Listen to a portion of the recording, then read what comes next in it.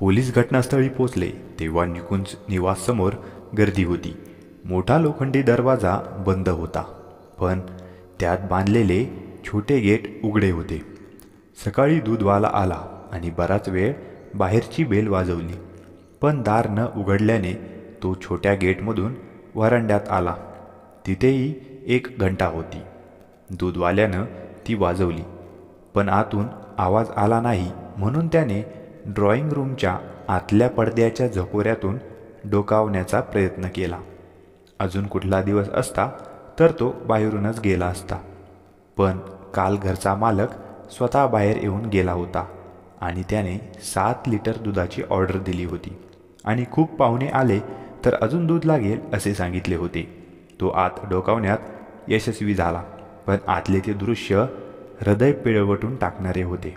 साहेब भान हरपल्यासारखे पाय वर करून खुर्चीवर थरथरत बसले होते आणि मॅडम साहेब खाली जमिनीवर पडल्या होत्या. तिच्या शरीराची काहीच हालचाल नव्हती. कदाचित ती जिवंत नव्हती. दूधवाला ताबडतोब छोट्या गेटमधून बाहेर आला आणि शेजारच्या मिश्राजींच्या घराची बेल वाजवून त्यांना परिस्थितीची माहिती दिली. त्याने कोणताही आवाज न करता डोकावून पाहिले तर दूधवाला खरे बोलत असल्याचे त्याला दिसले. मिश्राजींनी लगेच शेजाऱ्यांना एकत्र केले आणि पोलिसांना कळवले. पोलीस पोहोचेपर्यंत तेथे मोठा जमाव जमला होता. पोलिसांनी आत जाऊन दरवाजा जोरात वाजवल्यानंतर काही मिनिटातच दरवाजा उघडला. पोलिसांच्या चौकशीत समोर आले की राकेश आणि तारा यांनी हे घर 6 महिन्यांपूर्वीच विकत घेतले होते आणि त्यात राहायला आले होते. त्याच्या लग्नाला 4 वर्षे झाली होती आणि त्यांना मूलबाळ नव्हते. दोघेही आजूबाजूला कोणाशी फारसे बोलत नसे. सुरुवातीला शेजाऱ्यांशी जवळीक वाढवण्याचा प्रयत्न केला, पण कोरड्या हसण्याशिवाय प्रतिसाद मिळाला नाही. समोरासमोर भेट व्हायची तेव्हा औपचारिक हाय हॅलो वगळता ते कोणाशीही बोलत नसत. 2 वर्षांपासून हे घर बंद होते. त्यापूर्वी येथे राहणाऱ्या कुटुंबातील एका तरुण मुलीने याच खोलीत आत्महत्या केली होती. त्यानंतर हे कुटुंब येथून दुसरीकडे राहायला गेले. शेवटी हे घर कोणीच विकत घेण्यास तयार नव्हते. अशा परिस्थितीत राकेशला हे घर कमी किमतीत मिळाले आणि त्याने ते विकत घेतले. शेजाऱ्यांच्या म्हणण्यानुसार पती पत्नीचे संबंध सौहार्दाचे नव्हते. तिथून अनेकदा भांडणाचे आवाज येत असे. ताराच्या मृत्यूबाबत राकेशला योग्य उत्तर देता आले नाही. तिच्या मानेवर खुणा होत्या, ज्यावरून त्याचा एखाद्या कापडाने गळा आवळून खून केल्याचे दिसून येत होते, मात्र कापड गायब होते. राकेशच्या म्हणण्यानुसार पहाटे 5:30च्या सुमारास पाणी प्यायला तो उठला तेव्हा त्याला तारा अशीच पडलेली दिसली. त्याने तिला हलवले आणि मग समजले की ती आता या जगात नाहीये. पोलिसांनी कोणते पाहुणे येणार आहे असे विचारले असता ताराने दूधवाल्याला तसे सांगण्यास सांगितले होते. असे उत्तर राकेशने दिले. तिला सरप्राईज द्यायचे होते. माहिती मिळताच दोघांचेही कुटुंबीय तेथे पोचले. ताराचे कुटुंबीय राकेशला शिव्या देत होते. राकेशच्या कुटुंबियांचा तो हे करू शकतो यावर विश्वास ठेवायला तयार नव्हते. मात्र संशयाची सुई राकेशकडेच जात होती. हे प्रकरण लवकरच CBIकडे सोपवण्यात आले. संजय हे एक प्रसिद्ध नाव होते. अशा गुंतागुंतीच्या प्रकरणांच्या तळापर्यंत जाण्यासाठी त्यांची मदत घेण्यात आली.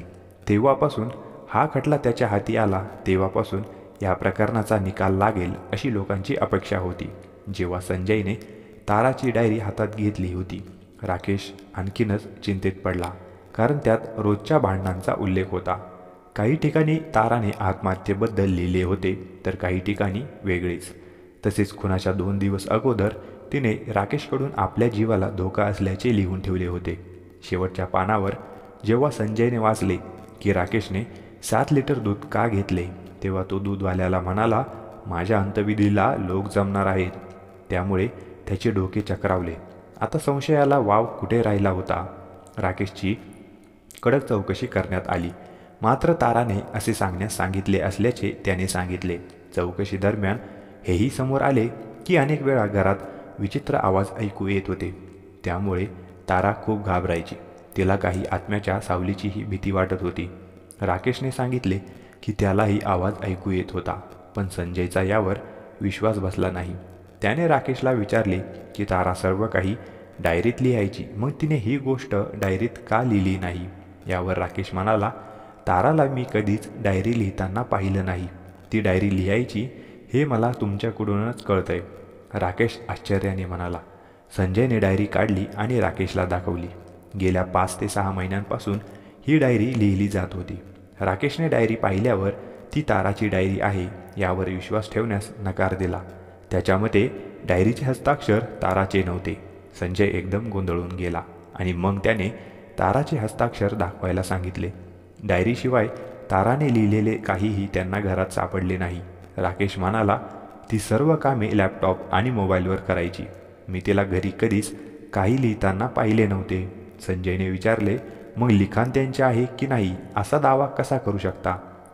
राकेश, कारण लग्नाआधी तिने मला काही पत्रे लिहिली होती आणि एकदा आमचे मोठे भांडण झाले होते आणि रागाच्या भरात तिने ते सर्व फाडून टाकली होती. संजय त्याच्या चेहऱ्याच्या बारकाईने अभ्यास करत होता. हस्ताक्षर ताराचे आहे की नाही हे सिद्ध करणे त्याच्यासाठी अवघड नव्हते. पण राकेश जे बोलतोय त्यात थोडीशी तरी सत्यता होती का? राकेश पुढे म्हणाला, या डायरीवरून तर असे दिसते की आमचे नाते खूपच खराब होते. अर्थातच आम्ही भांडायचो, पण आमचं एकमेकांवर खूप प्रेम होतं.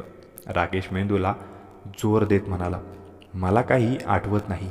ताराच्या आईला डायरी दाखवली असता तिनेही हस्ताक्षर ताराचे असल्याचे नाकारले. अधिक चौकशी केल्यावर ताराच्या आईने खुलासा केला की ताराची एक जवळची मैत्रीण होती जी तिला अनेकदा भेटत असे आणि तारावर तिचा खूपच प्रभाव होता. तिचे नाव नीलम होते, पण ताराच्या फोनमध्ये शोधल्यावर तिच्या मोबाईलमध्ये त्या नावाचा एकही नंबर सेव्ह नसल्याचे आढळून आले. राकेशला त्याच्याबद्दल फारशी माहिती नव्हती. त्याला एवढेच माहिती होते की काही महिन्यांपूर्वी तिची नीलम नावाच्या मुलीशी मैत्री झाली होती आणि दोघीही एकमेकांना भेटत असत. पण ती कधीच राकेशच्या उपस्थितीत तिला भेटली नाही. राकेशनेही तिचा फोटो कधी पाहिला नव्हता. ना त्याने तो पाहण्याची इच्छा व्यक्त केली होती, ना स्वतः ताराने तो कधी दाखवला होता. पण तिने नीलम इतर मुलींपेक्षा खूप वेगळी असल्याचं नमूद केलं होतं. फोटो काढणे तिला आवडत नव्हते. राकेशचे जुने घर जुन्या वस्तीत होते. दिवसा तिथे कोणीही गार्ड नसायचा, पण रात्रीच्या वेळी चौकीदार कधी दंडुका घेऊन रस्त्यावर फिरत असे. पण चौकशीत तो काही सांगू शकला नाही.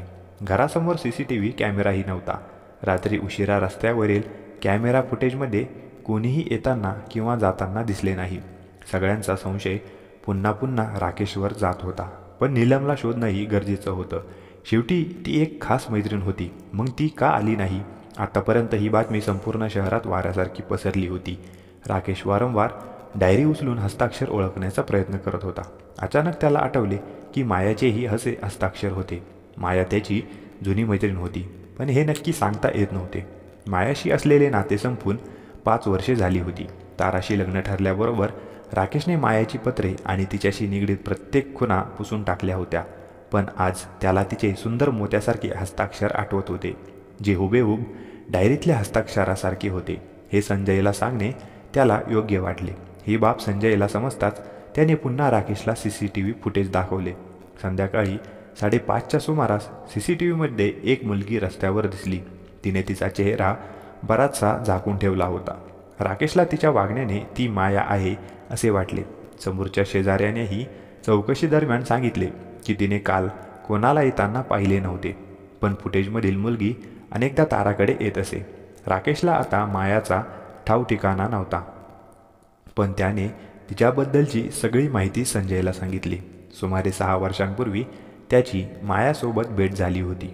राकेशला तिचा मस्त स्वभाव आवडला. हळूहळू मैत्रीचे प्रेमात रूपांतर झाले. राकेशने तिला आपला जीवनसाथी बनवण्याचा निर्णय घेतला. पण काही लोकांकडून कळले होते की ती गुन्हेगारी प्रवृत्तीच्या लोकांशी जुळली आहे आणि ती स्वतः लहान सहान गुन्ह्यांमध्ये सामील आहे. हे कळल्यावर राकेशचे मन दुःखी झाले आणि त्याने लगेचच नाते संपवण्याचा निर्णय घेतला. मायाने त्याला खूप समजावले आणि स्वतःला बदलण्याबद्दल आश्वासन दिले, पण राकेश ठाम होता. काही दिवसांनी घरच्यांनी त्याच्यासाठी ताराची निवड केली. या दरम्यान ताराने राकेशला अनेक पत्रे लिहिली. लग्नानंतर राकेशने ताराला मायाबद्दल काहीही सांगितले नव्हते आणि त्यांच्यात सर्व काही ठीक चालले होते. स्वस्तात मिळणाऱ्या या घराबद्दल ताराला कुणीतरी सांगितलं होतं आणि राकेशने ते घर घेतलं होतं. तिला मायाबद्दल देखील कसे कळले माहीत नाही आणि तेव्हापासून त्यांच्यात भांडणं सुरू झाले. इथे शिफ्ट होण्यापूर्वी तारा अधिक मिलनसार होती आणि तिचे पूर्वीच्या शेजारच्या लूसोबतचे नातेही चांगले होते. राकेश थोडा लाजाळू होता आणि त्याने सुरुवातीपासून फारशी मैत्री कुणासोबत केली नाही. मात्र येथे आल्यानंतर ताराचे शेजाऱ्यांशी संबंध वाढले नाहीत. त्याचे सर्व लक्ष नीलमकडे होते. कदाचित तिने त्याला जास्त मित्र न बनवण्याचा सल्ला दिला असेल. मायाच्या गुन्हेगारी रेकॉर्डमुळे संजयला तिच्यापर्यंत पोचायला जास्त वेळ लागला नाही. शेजाऱ्यांनीही तिला ताराची मैत्रीण म्हणून ओळखले. चौकशी केली असता या संपूर्ण कटाला ती जबाबदार असल्याचे निष्पन्न झाले. या सगळ्यामागे त्याचा राकेशकडून बदला घेण्याचा हेतू नव्हता. गेल्या 4 वर्षात तिचे संपूर्ण लक्ष राकेश आणि ताराच्या प्रत्येक हालचालींवर होते. ती 3 वर्ष गप्प राहिली, पण गेल्या 1 वर्षात तिची ताराशी ओळख झाली आणि मैत्रीही झाली. तिला हे घरही मिळालं, कारण तिला त्यांना अशा ठिकाणी ठेवायचं होतं जिथे सुरक्षा व्यवस्था तितकीशी चांगली नसेल. ताराला तिने एवढं शिकवलं गेलं की तिने कधीच कुणाशी मैत्री केली नाही. नीलम म्हणून वावरत तिने ताराला माया आणि राकेश यांच्यातील संबंधांबद्दल तिखट मीठ लावून सांगितले आणि माया ही तिची कॉलेजमधील रूममेट असल्याचे तिला सांगितले आणि राकेशने फसवल्यानंतर ती सर्व काही सोडून कुठेतरी निघून गेली. राकेशने लिहिलेली पत्रेही फाडली. ताराने राकेशचे हस्ताक्षर ओळखले आणि तेव्हाच तिने रागाच्या भरात त्याने लिहिलेली पत्रे फाडली, किंवा नीलमने तिला तसे करण्यास प्रवृत्त केले असे म्हणता येईल, कारण तिला ताराच्या हस्ताक्षराचा पुरावा मिटवायचा होता. त्यामुळेच तिने त्या घरात कोणाची तरी सावली असल्याचा भ्रम निर्माण केला. त्यासाठी तिने अधूनमधून ध्वनिमुद्रित श्वासोच्छ्वासाचे आवाज आणि इतर काही आवाज वाजवण्याची व्यवस्था केली होती. या बाबतीत ती तिला मदतही करत होती. दूधवाला 7 लिटर दूध घेऊन आला होता, कारण दूध घालवण्यासाठी घरात पूजा आयोजित केली होती आणि ही पूजा राकेशसाठी सरप्राईज होती. सगळे नियोजन करून संध्याकाळी राकेशच्या घरी पोचण्याच्या 1 दिवस आधी तिने त्याला प्रसादाच्या नावाखाली नशेची खीर दिली होती आणि रात्री जेवण झाल्यावर राकेश आणि ताराने ती खीर खाल्ली. दोघेही गाढ झोपेत गेले. त्या दिवशी ती घरात लपून राहिली. रात्री राकेशची झोप उडू नये म्हणून तिने ताराला हॉलमध्ये ओढले. तिने स्वतःच्या स्कार्फने तिचा गळा दाबून खून केला आणि मोबाईलमधील सर्व पुरावे नष्ट करून टाकले. मोबाईलवरून तो नंबर, मेसेज आणि सगळं डिलीट केलं. ती डायरी ताराच्या ड्रॉवरमध्ये ठेवली आणि मग बाहेर येऊन सकाळ होण्याची वाट पाहू लागली. 5:30 वाजता राकेशची नशा उतरली तेव्हा त्याला तहान लागली. तारा जवळपास नव्हती. त्याला वाटले ती वॉशरूममध्ये असावी. पाणी आणायला बाहेर आल्यावर तो किंचाळला आणि समोरचे दृश्य पाहून तो हादरला. तेव्हा तो घाबरला आणि तसाच खुर्चीवर बसला. मायाने हे सर्व बाहेरून पाहिले होते. रस्त्यावर दिवे लागल्यावर ती शांतपणे लहान गेट उघडून बाहेर गेली. राकेशला खुनाच्या गुन्ह्यात अडकवून शिक्षा व्हावी आणि आपला बदला पूर्ण व्हावा यासाठी तिने खूप प्रयत्न केले, पण तसे होऊ शकले नाही. अट्टल गुन्हेगार देखील काही पुरावे मागे सोडतो आणि माया तर इतकीही हुशार नव्हती. संजयसारखा अधिकारी समोर होता ज्याने निरापराधांना शिक्षा होण्यापासून वाचवले. तर मित्रांनो, तुम्हाला ही कथा कशी वाटली ते कॉमेंट करून सांगा व व्हिडिओ आवडला असल्यास एक लाईक करा व चॅनलला सबस्क्राईब करा. धन्यवाद.